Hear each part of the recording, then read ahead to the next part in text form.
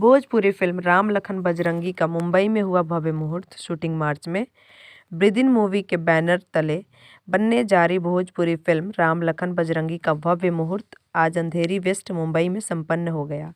इस मौके पर कोविड प्रोटोकॉल के तहत गिने चुने लोग ही मौजूद रहे, जिन्होंने फिल्म के लिए शुभकामनाएं दी। इस फिल्म के निर्माता सुमन पांडे और रिशोम पांडे हैं। लेखक निर्देशक राजीव राय हैं। फिल्म को लेकर निर्माता ने कहा कि यह बड़े बजट की फिल्म होगी और हम इसका निर्माण बिग स्केल पर करने जा रहे हैं।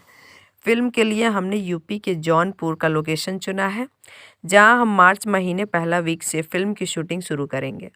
इसके लिए तैयारियां शुरू कर दी गई है। सभी इसको लेकर एक्साइटेड है। हमारी फिल्म में सब कुछ अलग होगा। संगीत से लेकर संवाद तक दर्शकों को अपनी ओर आकर्षित करने वाले होंगे।